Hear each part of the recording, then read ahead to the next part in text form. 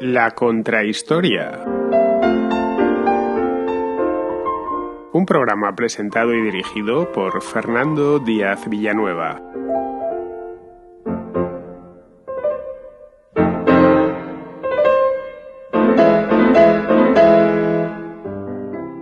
Hace 2 semanas repasábamos en la contrahistoria con José Sotochica las múltiples formas que tenían los antiguos romanos para divertirse.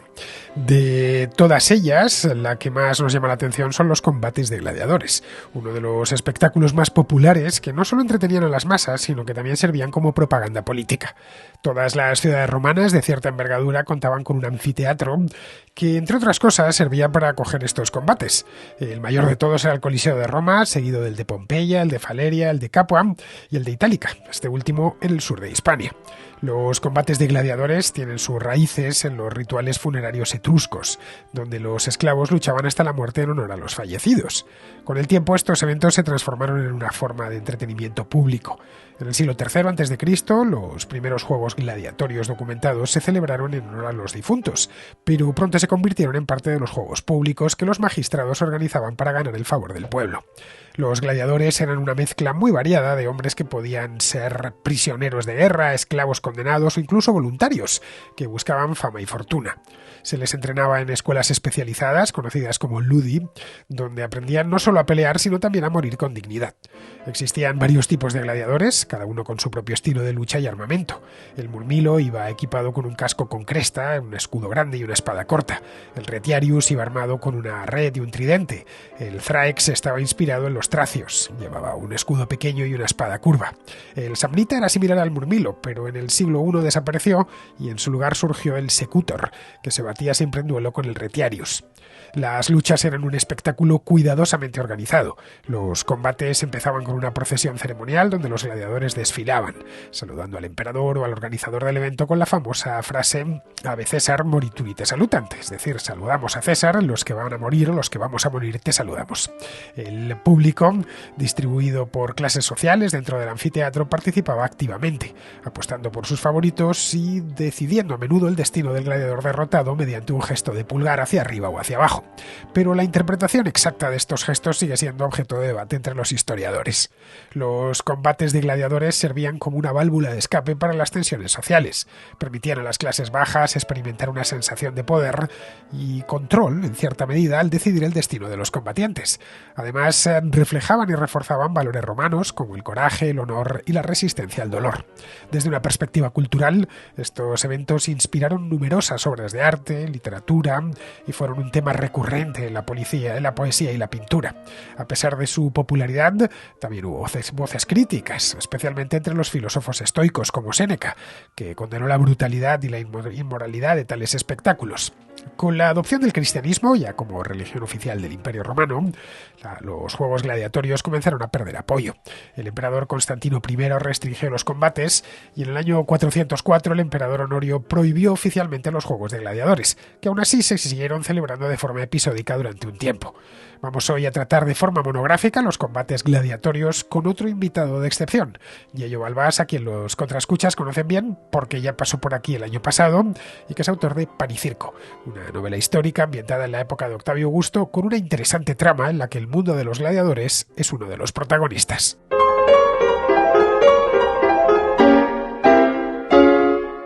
Hace un par de semanas pasó por aquí mi querido José Sotochica, estuvo haciendo un programa conmigo, un programa magnífico, el mismo día que pasaba por Madrid para presentar su último libro, un libro que luego yo fui a la presentación en la FNAC, hice un vídeo con él, lo tenéis en mi canal de YouTube, y dejé un tema, este de los gladiadores, para tratar con más calma con otro experto y también amigo, aunque no es de Granada como Pepe, sino de Santander, del otro lado de la península ibérica, y está de paso por Madrid. Esa es la razón por la cual he aprovechado y he hecho con una contracrónica y luego nos hemos puesto con una contrahistoria sobre gladiadores.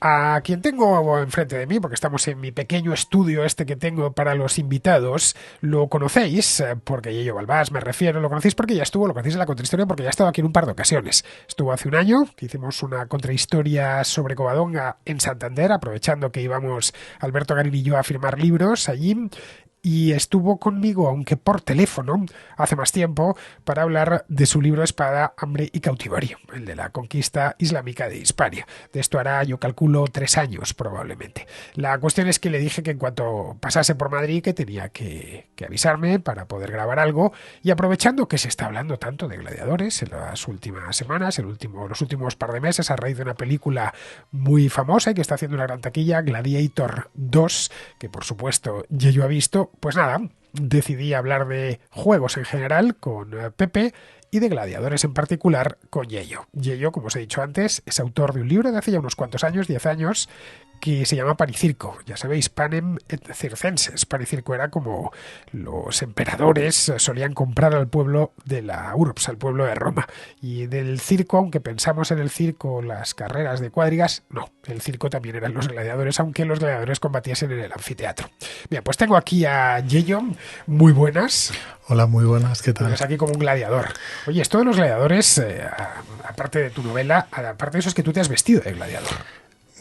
He visto que en tu casa tienes un casco de, no sé si de gladiador, pero sí de romano, en tu estudio, el nuevo canal de YouTube que te has abierto. Sí, exactamente, la chonera de Circe.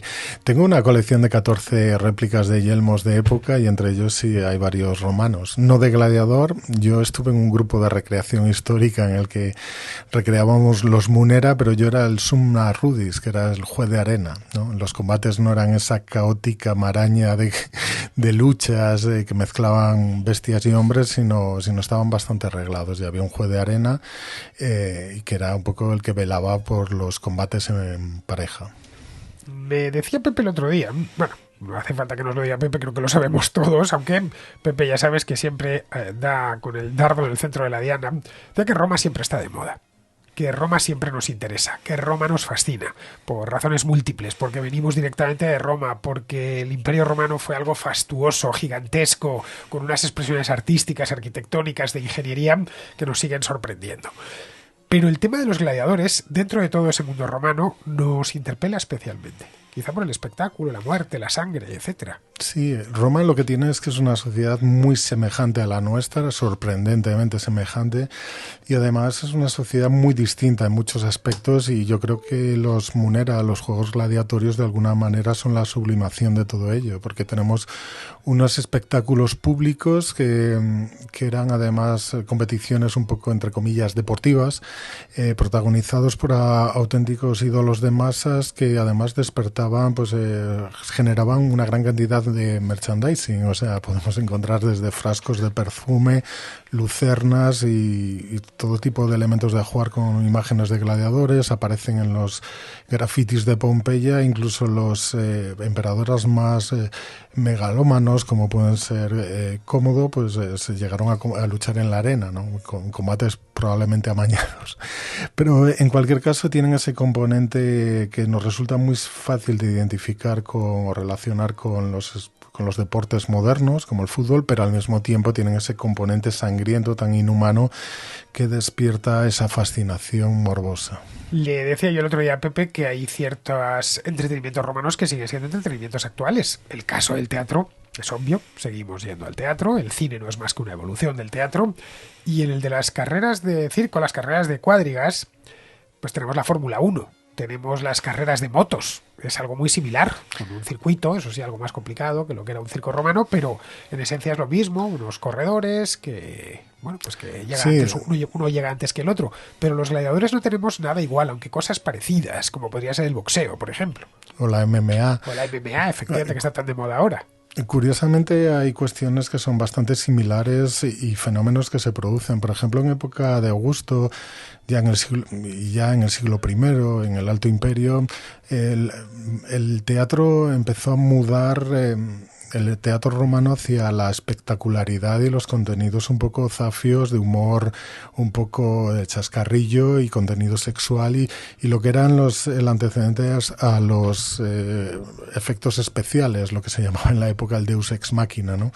Entonces es curioso porque el contenido tan intelectual del teatro griego, bueno, más bien ateniense, empezó a devaluarse, ¿no? En el siglo II este teatro, las tragedias, las sátiras y y las comedias griegas empiezan a influenciar en el teatro itálico. Entonces empiezan a desplazar a los subgéneros locales y ya en esta época pues también con el mimo y el pantomimo se empiezan a desarrollar pues obras de teatro pues que tienen en lo que prima la espectacularidad por encima del contenido intelectual, y eso es un poco un paralelismo con lo que ahora se está criticando, por ejemplo, a Gladiator 2, precisamente que dice que es un show, ¿no? Más que no tiene mucha calidad cinematográfica, que es espectacular, eso sí. Yo todavía estoy sin verla, ¿eh? Te prometí que iba a verla, pero es que no he tenido tiempo. Pues no te has perdido demasiado. Eso me han dicho que no es gran cosa, aunque también me han dicho que es una película muy espectacular, muy digna de ser vista. Como la puesta en escena, vamos. Sí, a mí, no obstante, me ha dejado bastante frío porque no tiene esa épica que sí que tenía la primera película, ¿no? Es técnicamente muy bien llevada, los personajes son tienen muy poco desarrollo, menos Macrino, el que interpreta a Denzel Washington, no les da mucho juego y la verdad es que a mí me decepcionó bastante, y eso que soy un gran fan de Ridley Scott, porque Blade Runner, Alien, pues me parecen películas extraordinarias, pero resulta difícil creer que él es el mismo director. O sea, que eso de segundas partes nunca fueron buenas encaja a la perfección con esto, ¿no? Sí, yo creo que a veces son buenas las segundas partes. El Imperio Contraataca a mí me parece mejor que la primera de Star Wars. Sí, lo que ocurre es que aquí pues han querido repetir el mismo paradigma argumental que la primera realmente, pero con mayor espectacularidad. Entonces, claro, eso ya hace que pues bueno, se intente rizar el rizo, y si hay combates de gladiadores en la primera, en la segunda tiene que haber una naumaquia, una batalla naval, y además con tiburones blancos que se coman a la gente que cae al agua. Como con tiburones blancos. Bueno, hay tiburones, ¿eh?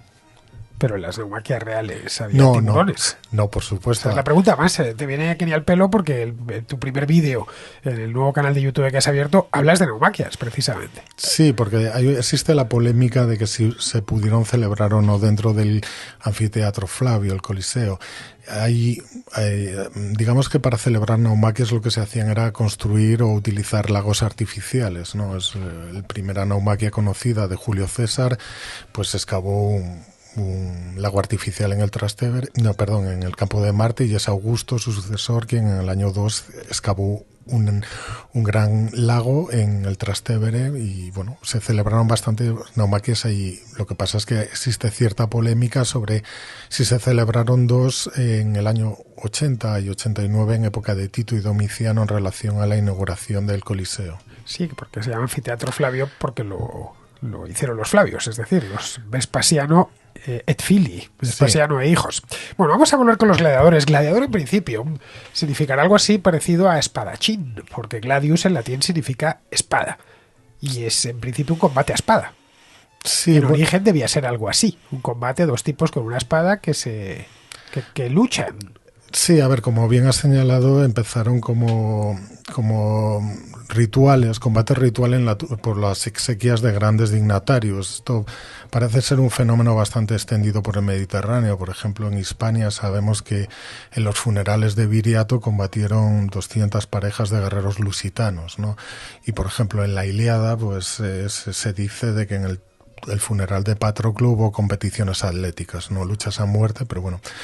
Pero con el paso del tiempo, a partir del siglo II antes de Cristo, pues empezaron a adquirir un carácter más, se integraron dentro de unos festejos fijos que se celebraban en la URBS. Entonces acabaron convirtiéndose en un espectáculo, ¿no? Aunque nunca dejaron de tener cierto carácter un poco religioso ritual, que por eso despertó tanto además la hostilidad de los cristianos, pero cuando esto aparece falta todavía mucho para que comparezcan los cristianos en escena. Claro. Estamos hablando de ¿cuándo? El siglo III antes de Cristo. Los primeros combates de gladiadores documentados son en el año 264, pero cuando empiezan a crecer en popularidad en siglo II antes de Cristo, durante la República, se convierten en una especie de recurso que emplean magistrados para asegurarse la elección. Entonces, se tienen que establecer medidas legales para controlar la fastuosidad de estos eventos, porque de alguna manera condicionaban el favor de la plebe para pues sobre todo políticos tan ambiciosos como Julio César.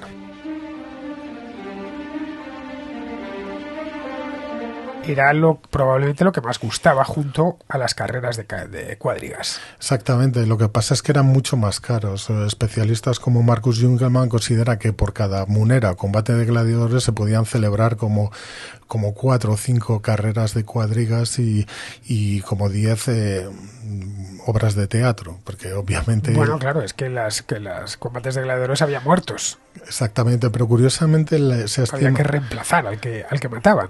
Pero se ha estimado que la esperanza de vida de un auriga era inferior a la de un gladiador, ¿no? ¿Y eso?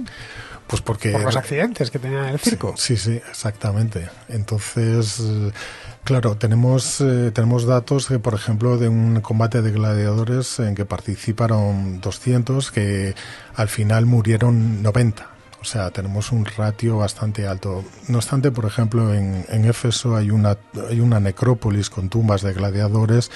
En la estela funeraria aparece el palmarés y sabemos que hay algunos que habían celebrado más de 15 victorias. Entonces, debía haber un poco de todo. Sabemos que había primus palus, que eran combatientes de primera categoría, luego secundus palus, y probablemente habría categorías inferiores, o sea que gladiadores inexpertos probablemente no durarían demasiado en la arena de un anfiteatro, pero otros más experimentados y de mayor calidad probablemente podían tener un palmarés bastante abultado. Los combates gladiatorios aparecieron, como acabamos de ver, en torno al siglo III, es cuando 264 a.C., aparecerían antes, pero los primeros que tenemos documentados en pleno periodo republicano. Eso poco a poco fue consolidándose y para el siglo I después de Cristo, es decir, el momento álgido del siglo I y II, momento álgido del Imperio Romano, lo que entendemos como Imperio Romano, es decir, los Julio Claudios, los Flavios, Trajano, los emperadores, los buenos emperadores del siglo II, en fin, esto que tenemos, siempre que pensamos en el Imperio Romano pensamos en esa época. Ahí ya está completamente consolidado. Vamos a centrarnos en esto, qué sé yo, un gladiador en la época de Trajano, principios del siglo II. ¿Cómo uno se hacía gladiador? Eso es una cosa, porque claro, es un trabajo en el que te pueden matar el primer día de trabajo. Las fuentes eran fundamentalmente prisioneros de guerra, como podía ser Espartaco, que bueno, en época republicana, pero se sigue manteniendo. Sobre todo prisioneros de guerra. De hecho, las categorías de gladiador en función de su arma, que se llama armatura, muchas veces procede precisamente de las armas étnicas que podía tener un luchador, como puede ser el samnita o como el tracio que has mencionado antes.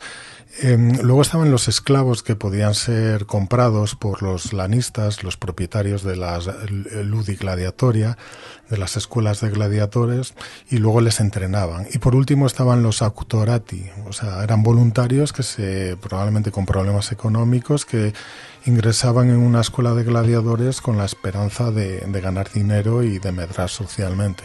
Era un trabajo altamente profesionalizado. Esto no era agarrar una red o ponerse un casco, una espada, un escudo y echarse a la arena.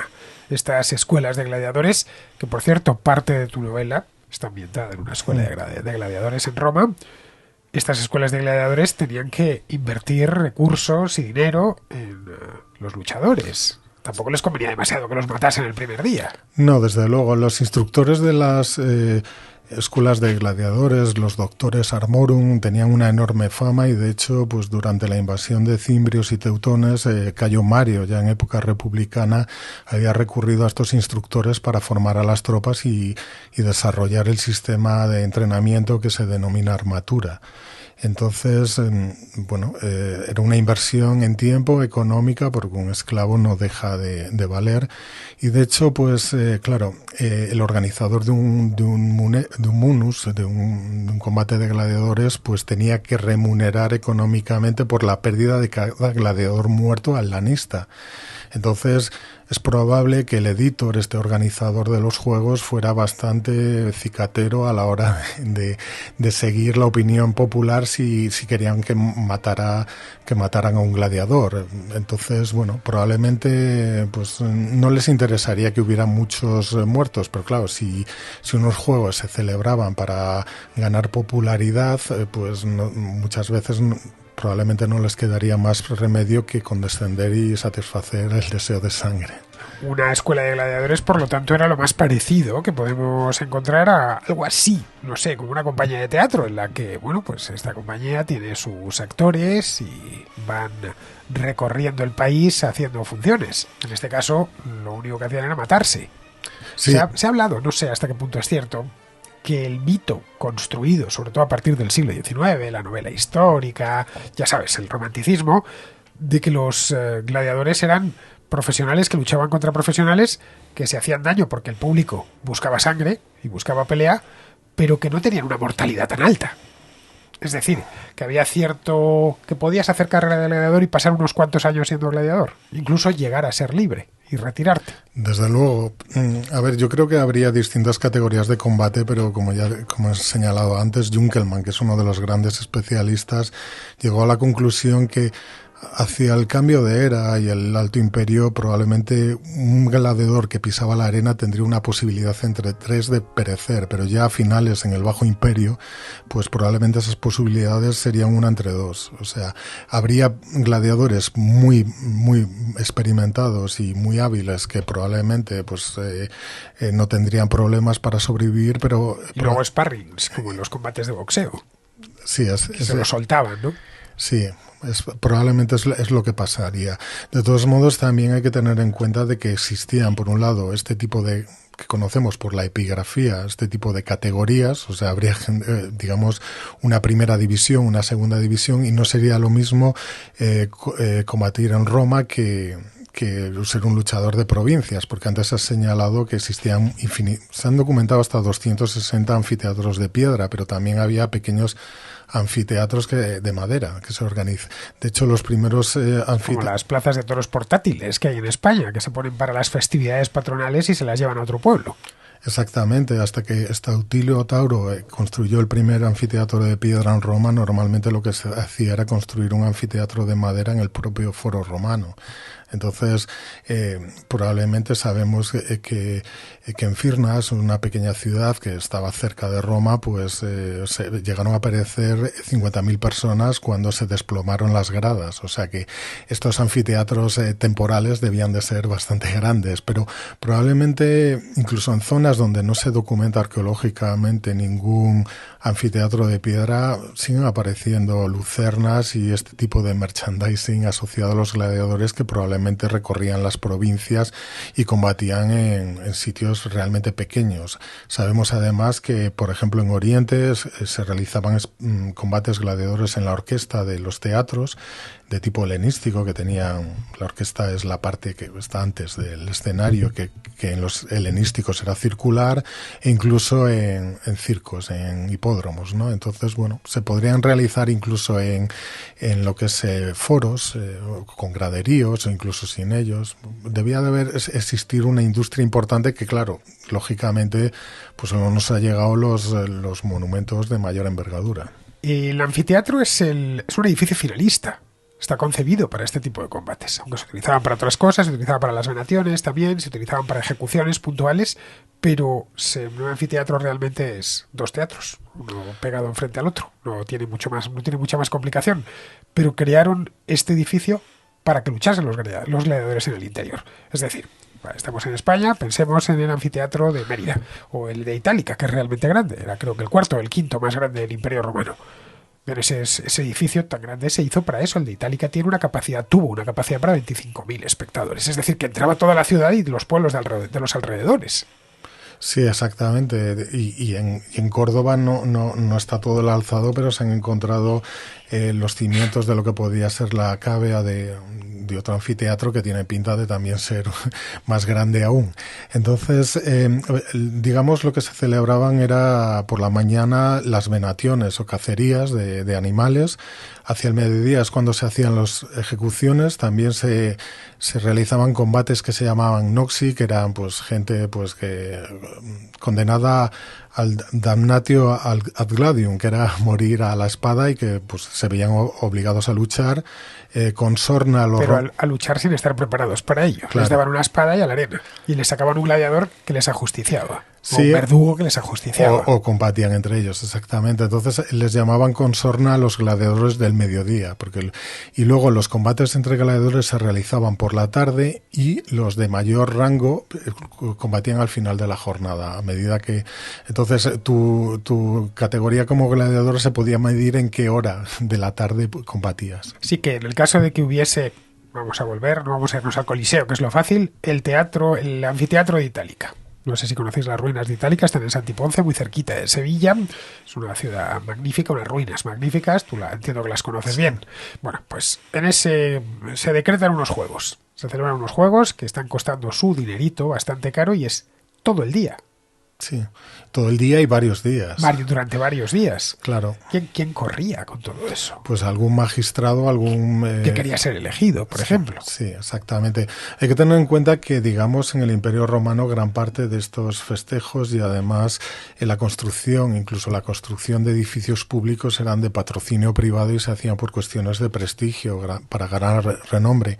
Lo que sí es cierto es que ya en época de Augusto, durante el Principado, la tendencia es a que la familia imperial tiende a monopolizar todos los espectáculos de prestigio, desde la celebración de los triunfos después de una campaña militar, pero también la celebración de los grandes munera o espectáculos o juegos en general, porque realmente había casi 180 festejos fijos al año en Roma, en la capital, que podían ser desde Eso es medio año.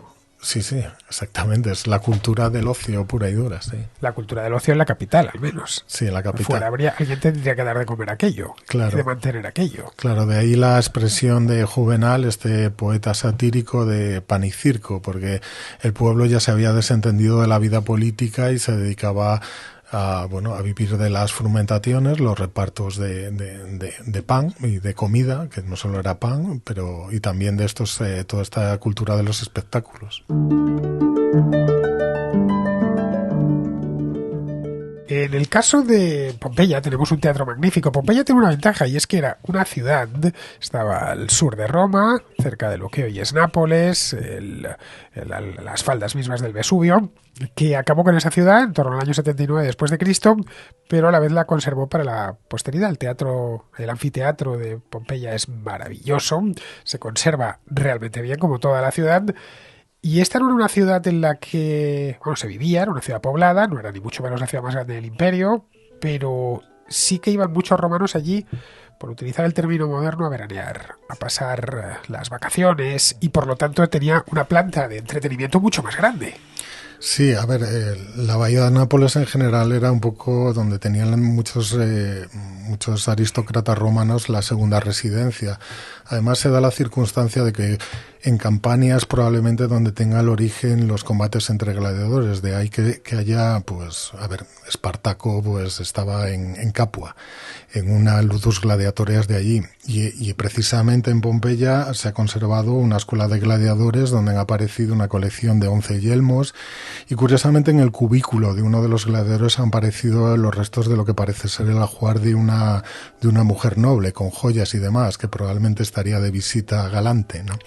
Y estos yelmos de gladiadores se han conservado y son realmente fastuosos, con una decoración muy ornada. Se ha hablado de que podían ser simplemente para espectáculo, que no se lo como un armamento de parada, pero realmente pesan entre 4 kilos y 7, o sea, tiene un grosor de chapa en el frontal de 4 milímetros, lo cual es una auténtica burrada, te lo digo por experiencia. O sea, que iban a por todas una vez estaban en la arena.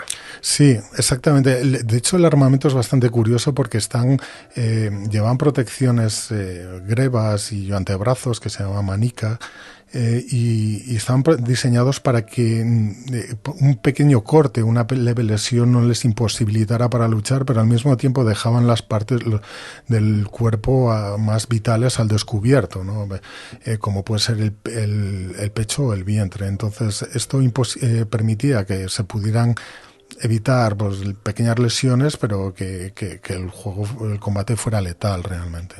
Vamos con los distintos tipos de gladiadores, porque en esto lo hace todavía más curioso y más sofisticado aún. Si pensamos, por ejemplo, en el MMA o en el boxeo, pues son dos boxeadores iguales, llevan sus guantes, sus protecciones y ya. No tienen. En el caso del MMA no sé creo que no llevan protecciones de ningún tipo, ¿no? Es a puño desnudo. Un guantelete, un pequeño guante, pero no como el del boxeo. Que no bueno, pero que los dos contendientes van igual. Sí. El equipo es el mismo. En este caso no. En este caso había un elemento teatral, escénico, porque se fingían luchas con enemigos que iban armados de manera diferente, pero que a la vez se tenían que compenetrar. Y cada uno de ellos tenía un nombre distinto. Estamos hablando de esos juegos gladiatorios de los siglos I y II, ¿eh? Es decir, cuando ya se ha consolidado el espectáculo como tal. He comentado algunos en la introducción, como el Retiarius, por ejemplo, o el Murmilo, o el Samnita, que tenían el Secutor, que tenían un equipo o estándar. Sí, se llamaba armatura. Claro, esto procede de que realmente muchos los gladiadores, que al ser prisioneros de guerra en un principio, cada cual, un samnita luchaba con las armas étnicas de un samnita y un galo con las de un galo, una espada de latén larga y demás. Pero ya en época de Augusto se crean estas categorías, como puede ser pues el secutor tiene la panoplia del legionario con un yelmo, con un diseño como los militares, pero con un protector en la cara, ¿no? Y el provocator era el único que se enfrentaba a otro con su mismo armamento. Un provocator siempre se enfrentaba a otro provocator que llevaba el scutum, el escudo rectangular legionario, y el gladius. Luego estaba el murmilo, que es el que siempre se enfrentaba, se podía enfrentar a un tracio o un oplómaco, y también llevaba la panoplia legionaria. Y luego estaba el reciario, que eso no tiene ninguna, su armamento es la red y el tridente, y no tiene ningún referente en el mundo real más allá de la arena del anfiteatro, y se enfrentaba a un secutor, que era como una especie de mirmilo adaptado para luchar contra este hombre con el tridente y la red, ¿no? Y ese casco que llevaba cubierto por la rejilla era para que no le metiese el tridente en el ojo, claro. Bueno, el secutor en concreto tiene un yelmo que es con dos agujeros, con dos orificios en la cara. Es decir, es el gladiador tal y como nos lo imaginamos en la cabeza. Más o menos sería. ¿El secutor o el murmilo? Es que los dos tienen el mismo armamento, solo difieren prácticamente en el casco. Probablemente el secutor tiene un yelmo sin aristas para evitar que la red del reciario se le enganchara. Claro, porque la red era para cazar al otro. De alguna manera lo que se buscaba eran enfrentamientos con luchadores con dos filosofías de combate muy diferenciadas, mientras que el reciario apenas tiene protecciones y tiene armas de largo alcance que probablemente le harían llevar la iniciativa en el combate.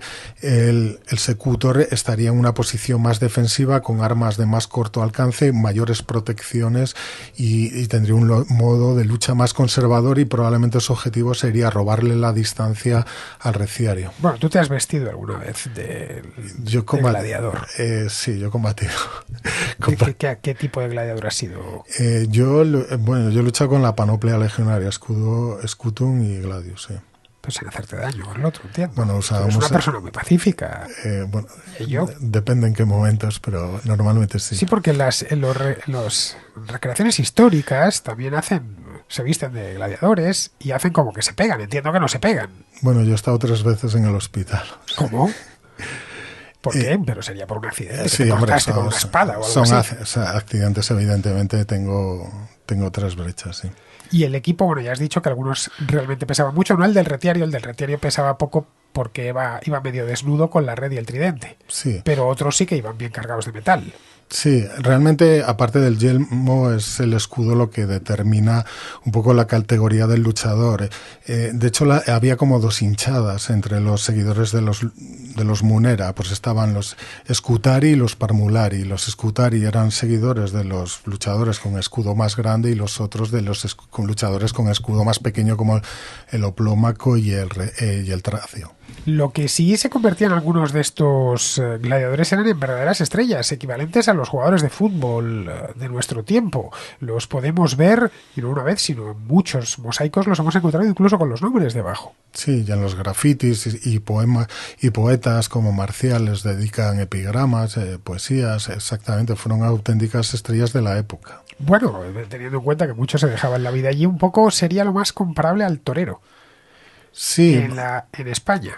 sí. El torero hoy ya no es tan conocido, los toreros no son tan conocidos como hace años, pero hace 100 años en España los toreros eran los tipos más célebres del país. Era una figura ambivalente porque por un lado combatir en la arena suponía rebajarte a la categoría de infame, estaba bastante socialmente más mal visto, pero no obstante eran admirados incluso los filósofos estoicos les presentaban como un modelo de virtus, de modelo de masculinidad, ¿no? De saber afrontar la muerte.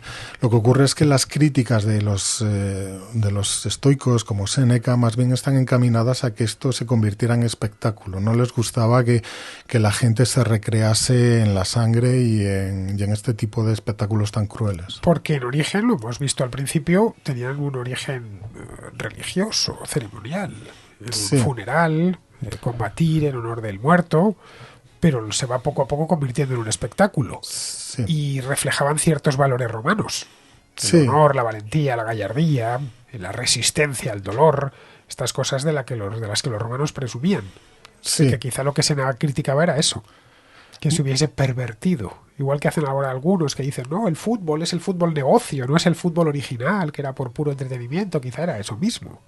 Parece que más bien su carácter de espectáculo, no la lucha en sí. Hay que tener en cuenta que estamos en una época en la que las ejecuciones, la pena de muerte era bastante habitual. De hecho, cuando se prohíben las condenas ad gladium, los condenados pasan a estar condenados a trabajar en las minas, y realmente es una muerte incluso peor. O ad bestias, que era otra condena, que te condenaban a echarte literalmente a los leones. Sí, exactamente. Entonces debía ser, y había muertes realmente espantosas, mujeres violadas por toros y de todo. ¿Cómo? Sí, se recreó, no sé si el rapto de Europa en alguna arena, pues un toro y... Bueno, tenían una sensibilidad, digamos, a prueba de bombas muy diferente a la nuestra en este aspecto. Hoy ni el más... no hablo solo de Occidente, en todo el mundo yo creo, ni el tipo más duro soportaría seguramente un combate de gladiadores. Sí, desde luego, es la gente con otra mentalidad y otra madera. Y luego está sobre todo la continua búsqueda de espectacularidad. Un editor o un organizador siempre estaba a la sombra de su predecesor, y de ahí que se empezaran a realizar auténticas locuras, y cada vez más. La inauguración del anfiteatro Flavio en el año 80 pues fueron 100 días de combates. En época de Claudio, en el año 52, se organizó una naumaquia en el lago Fucino, una batalla naval en la que participaron 18.000 prisioneros de guerra. Estamos hablando de cuestiones que ya desafían un poco lo que puede ser los criterios de racionalidad económica o de cualquier tipo, ¿no? Eso. Sí, por completo. Bueno, hablábamos el otro día con Pepe, que, aparte de que nos siguen gustando los romanos, nos gusta también la espectacularidad y nos siguen gustando los combates de gladiadores, porque si no, no serían películas. Lo único que sabemos es que el actor no lo están matando, pero nos gusta que se maten en la pantalla. Y que se hagan daño, y que salga sangre, y que el tipo se juegue la vida, aunque sea en el cine. Sabemos que es mentira, pero mientras estamos viendo la película o leyendo una novela como la tuya, estamos convencidos de que nos metemos en la historia. Así que no somos tan diferentes de los romanos, con la diferencia, principal, por supuesto, de que no lo llevamos al plano de lo real, pero nos siguen gustando estas cosas. Sí, yo creo que todo esto apela pues a una serie de sentimientos que tenemos interiorizados el ser humano. De hecho, incluso los deportes modernos tienen un fuerte componente de tribalismo, de competición, yo creo que hemos trasladado a un plano más simbólico una serie de competiciones que en sociedades más primitivas, entre comillas, se desarrollaban por medio de la violencia, ¿no? O sea, ya hemos realmente el fútbol tiene ese componente de cohesión de grupo, de rivalidad, de violencia simbólica, que antes se podían desarrollar en ciertos planos de la guerra, que pueden ser incluso guerras medio ritualizadas, pero que hoy lo hemos trasladado al ámbito de los espectáculos deportivos que cumplen una función social similar. Otro de los elementos de espectacularidad que empiezan a incorporar estos combates gladiatorios son, ya a partir del siglo I, es la incorporación de las gladiadoras, las gladiatrix, que están documentadas en algunas ocasiones a lo largo del siglo I y II. Meter mujeres. Sí, en pocas. Digamos, hay una representación artística, es un relieve que está en el Museo Británico de entre Aquilia y Amazona, que son dos gladiatrices que luchan sin yelmo, sin cubrir el rostro. Hay otra representación probablemente de una gladiatriz con una sica, una espada corta curva típica del Tracio. Y luego pues no tenemos más realmente. Hay menciones en los textos y muchas veces están un poco supeditados por la polémica, porque que las mujeres combatieran tenía un cierto halo de polémica, ¿no? Pero no es sí está perfectamente documentado, pero no debía de ser algo muy habitual. Bueno, abunda en eso que hablabas antes de la espectacularidad, de qué metemos nuevo para sorprender al público. Sí, yo creo que sí, hay una continua búsqueda de novedades y de hecho Dion Casio cuando habla de un combate pues te habla de que se hizo una naumaquia y que también lucharon mujeres en otra jornada, entonces pues está a la altura de la novedad. De hecho, si fuera más habitual no se mencionaría de esa forma tan explícita, ¿no? Vamos con un debate que ha tenido lugar, yo creo que en los últimos 200 años, un debate muy encendido sobre si esta imagen que tenemos, dos cosas. Una, sobre si realmente decían lo de Ave César, moritur te salutant, que es decir, Ave César, los que van a morir te saludan. Y dos, si realmente eso del pulgar hacia arriba y el pulgar hacia abajo significaba que se perdonaba la vida. Vemos a uno de los gladiadores, al Retiarius, apuntando con el tridente en la garganta, teniéndola ya clavada prácticamente en la garganta del Murmilo, por ejemplo, y viendo como el graderío la gente, mirando a ver qué decía la gente, o el emperador. ¿Esto hasta qué punto es cierto? Porque sabes que ha habido mucho debate historiográfico. A ver, lo de a veces los que van a morir te saludan, eso lo dijeron unos noxi, los condenados a luchar en la naumaquia de Claudio que mencionaba antes. Entonces, acto seguido se negaron a luchar. Probablemente esta frase la dirían en un sentido irónico, pero desde luego no está documentada como que lo dijeran gladiadores. Es esta naumaquia en la que 30 buques de guerra se enfrentaron contra 30 buques y eran prisioneros de guerra forzados a luchar. Entonces parece que ya has desmontado un mito. Bueno, está ampliamente Estábamos en eso. Hemos hecho el programa solo para esto, para que Yello nos desmontase los mitos. Ya hemos quitado uno. A ver, el del pulgar. Lo del pulgar no está tan claro. A ver, cuando un gladiador reconocía su derrota o estaba tan exhausto o herido que no podía seguir luchando, adoptaba una posición que se llama ferrum recipere, que significa literalmente recibir el hierro. Es una posición que por los mosaicos podemos deducir que era estar arrodillado, ¿no? Probablemente lo que hacían era clavarle una espada por el hueco que hay entre la clavícula izquierda desde arriba, ¿no? Es una forma de muerte que aparece en bastantes estatuas. Entonces, bueno, también se le podía matar con una especie de pequeño cuatridente que tenía Reciario en Éfeso, en este cementerio de gladiadores, se han hecho un estudio osteológico y han aparecido restos de heridas en los huesos que parece corresponderse con esta pequeña arma de como cuatro pinchos, ¿no? Y luego, pues bueno, lo que se ve es que sabemos que se hablaba del poliz verso y que con el pulgar se decidía el destino del gladiador, pero hay gente que piensa que si ponías el pulgar hacia arriba significaba yúgula. Sabemos que si el público, si quería que un gladiador fuera perdonado, gritaba misum, y en caso contrario gritaba yúgula, degüéllalo. Entonces el pulgar hacia arriba podría significar esto, yúgula, porque hay algún mosaico concretamente con un reciario señalando con el pulgar hacia arriba, ¿no? Y esto es pura especulación ya. Nos has desmontado ya el segundo. Bueno, nos has desmontado el primero completamente y el segundo a la mitad. Es decir, existía quizá eso, pero yo creo que más gritaban. Porque ver anfiteatros tan grandes como el Coliseo, saber lo que está haciendo el de arriba, el de los graderíos superiores, es un poco difícil, ¿eh? Digamos, era el editor el que... Si oía yúgula a todo el anfiteatro, pues sí. Le yugulaba, claro, le mataba. Sí, era, digamos, el que tenía la decisión definitiva, era el quien pagaba los juegos, el editor. Bien, vamos con la decadencia. No tenemos tampoco, podemos hacer el programa muy largo porque hemos quedado con Javier Rubio Once y nos tenemos ahora que pillar el metro, etcétera, y además ya hablamos hace un par de semanas con Pepe más sobre gladiadores y no quería repetirme, eso sí, tenía preparadas una serie de cosas para ello. Vamos con el tema de la decadencia, que el otro día con Pepe hablábamos de todos los juegos como fueron abandonándose, aunque algunos de ellos se mantuvieron siglos. En el caso de, por ejemplo, las carreras, en Constantinopla era el deporte local, por antonomasia. Hasta el 1204 se seguían celebrando carreras de cuadrigas. En el hipódromo de Constantinopla. Los gladiadores acabaron antes. Y en esto, si nos vamos a la historia económica, quizá nos explique algo. Has dicho antes que eran carísimos, que era el espectáculo más costoso que había. En el siglo III, Roma entra en crisis, la crisis del siglo III.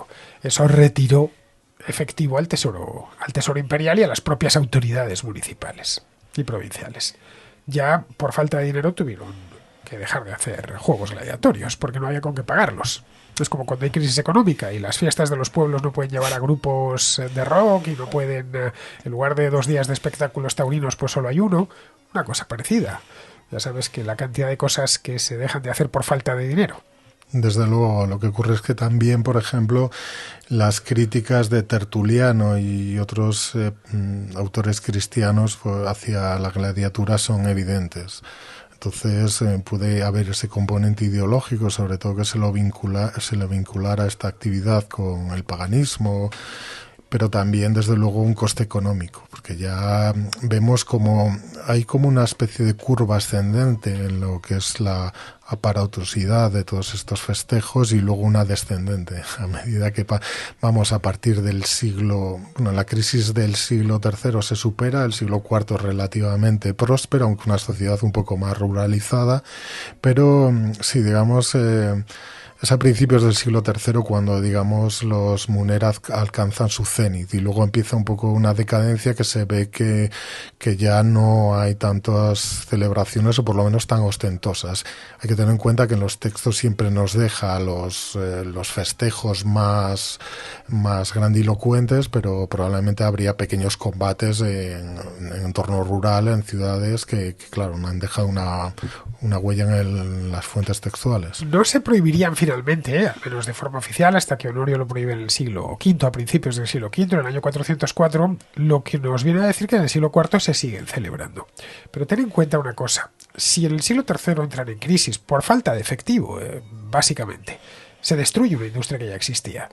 Al igual que decimos con la tauromaquia, que si desaparece la tauromaquia, desaparece toda su industria, la cantidad de miles de personas que trabajan para eso, las ganaderías, las plazas de toros, etcétera. Si tú pasas un siglo en el que no has podido financiar todo esto, es decir, no has podido financiar 50 días de juegos o 100 días de juegos, bueno, eso poco a poco va destruyendo su industria. Cuando la quieres recuperar porque la situación económica ha mejorado, como fue en el siglo IV, ya has destruido la industria. Ya han cerrado las escuelas de gladiadores. A lo mejor han cerrado hace 80 años. Ya donde no tienes a quién contratarlos.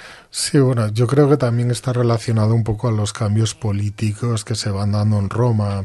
Las grandes ciudades dejaron de ser un lugar atractivo para las élites y, bueno, muchas veces se acabaron desplazando hacia villae, hacia latifundios. Digamos, también tiene un componente político de renombre y probablemente los cambios sociales y económicos que se están produciendo en el imperio también hicieron que, o por lo menos que la fuente de prestigio que podía obtener un político pudiera tener otras fuentes. Bien, vamos con la parte final, porque ya sé que va a ser una contrahistoria un poquito demasiado corta a mi juicio, pero bueno, tened en cuenta que han sido 2 las que he hecho sobre esto de los gladiadores y bueno, una complementa a la otra. Pongamos que quedemos en que esto es la prolongación de la contrahistoria anterior, la de Roma se divierte. Bien, en la parte final, la que lo acabas de comentar ahora, el cristianismo tiene un papel preponderante. Es decir, vemos, por ejemplo, que San Agustín es abiertamente refractario a los combates de gladiadores, que los primeros cristianos han sido víctimas muchas veces de este tipo de espectáculos. Lo de los cristianos a los leones no es un mito, es una realidad. De hecho, en el siglo IV ya algunos emperadores tienen que poco menos que prohibir que se eche a los cristianos a la arena. Y es esta nueva sensibilidad que trae el cristianismo, que no se verifica en otro tipo de juegos que les parece bien, por ejemplo el teatro, otros entretenimientos, con los gladiadores sí que van abiertamente contra ellos. Es por una cuestión humanista, es porque, ojo, la sociedad del siglo IV, del siglo V es una sociedad tan brutal como la del siglo I, en la que sigue habiendo ejecuciones.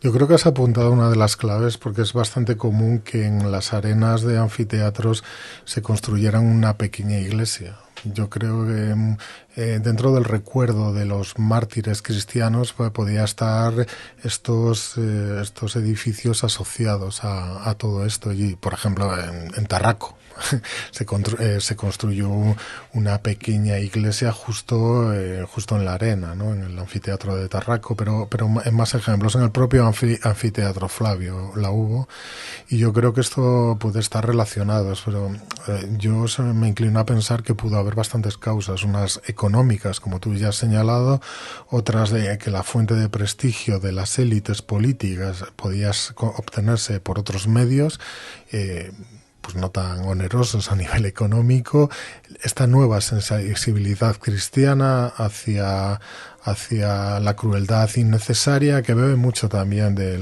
la ruralización. Es importante, en tanto que los espectáculos de gladiadores yo era un espectáculo esencialmente urbano. Sí.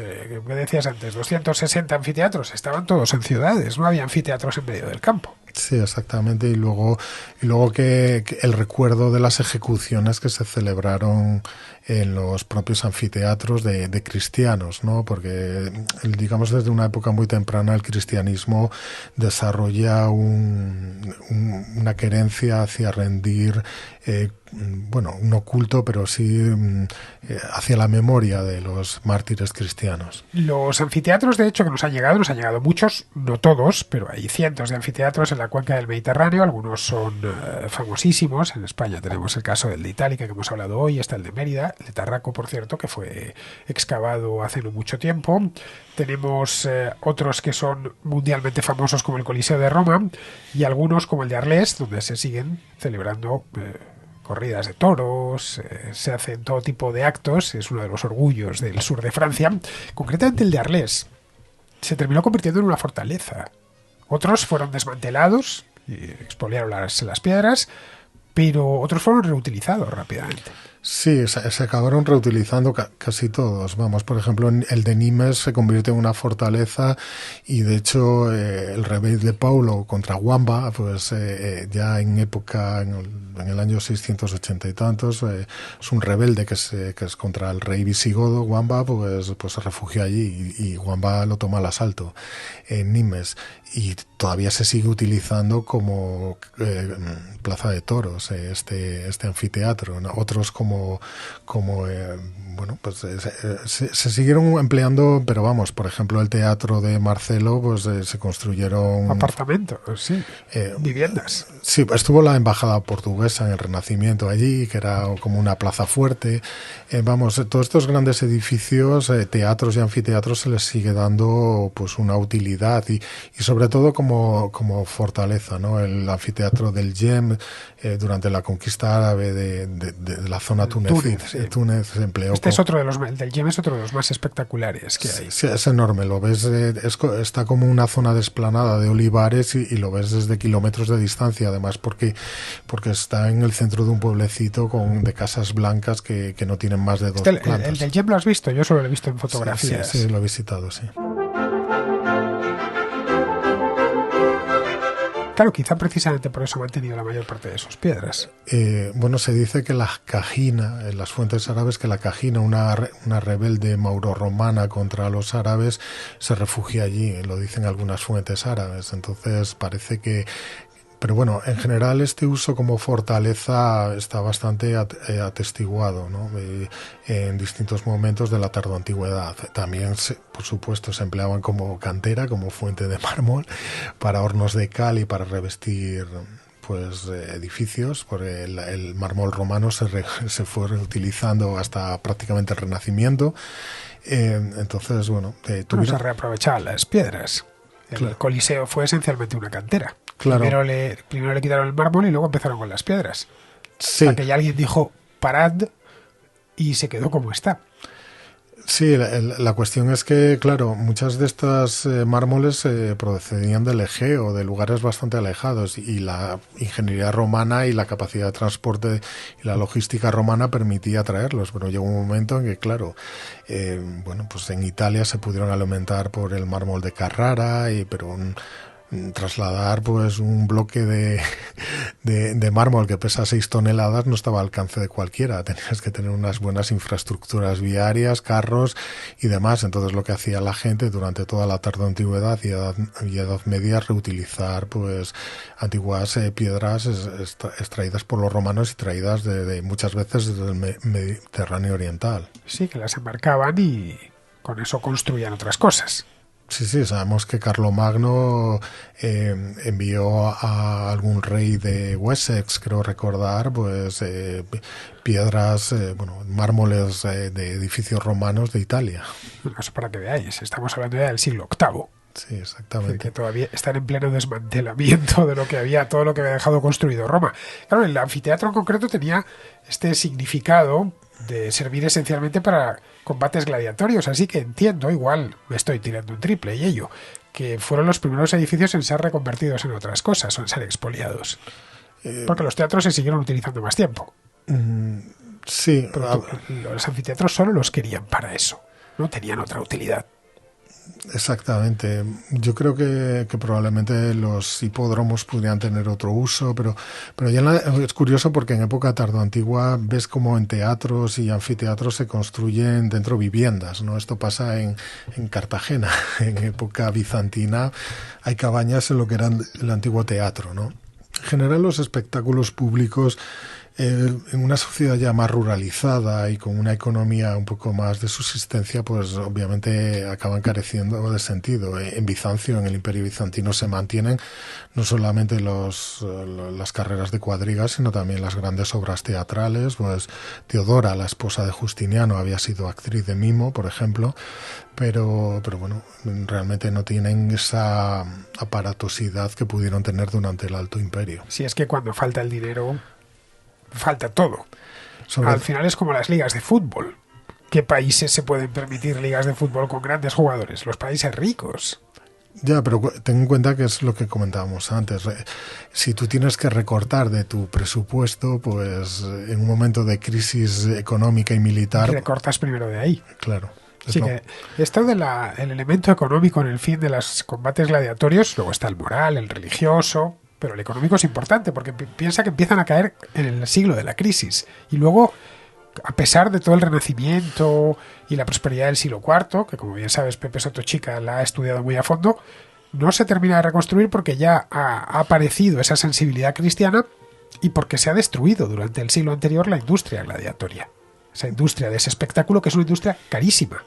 Sí, carísima y un poco superflua, porque si te pones a pensar realmente la industria de las carreras de cuadrigas, que era básicamente la cría caballar o la tecnología de los carros, podía tener otras utilidades, pero bueno, realmente es que es bastante difícil reflejar un poco la complejidad de los espectáculos gladiatorios, pero hay que tener en cuenta que debajo de la arena había un complejo sistema de elevadores y rampas, porque ahí estaba la fosa bestiaria, donde se guardaban las fieras destinadas a las cacerías y subían por una especie de elevadores que estaban accionados con mecanismos y bueno, era todo extremadamente complejo. O sea, sí, eso no solo en el Coliseo, en el de Itálica lo tienes. Sí, más simple. Más pequeñito, pero lo tienes también. Sí, en el de Itálica y en el de Mérida, pues es como una especie de piscina que está en el centro y hay 2 corredores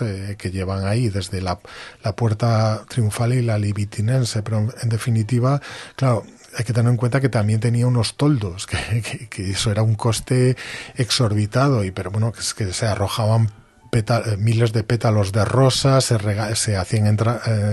se entregaban regalos, se arrojaba dinero, o sea, era un estipendio pero absolutamente descabellado que lógicamente causaba un enorme impacto en la sociedad de la época, pero que desde un punto de vista racional, pues a lo mejor en una época de crisis militar valoras más que tu gobernante pues venza a los bárbaros. Sí, te proteja de los que asaltan las ciudades y los pueblos a que te organice combates de gladiadores, claro.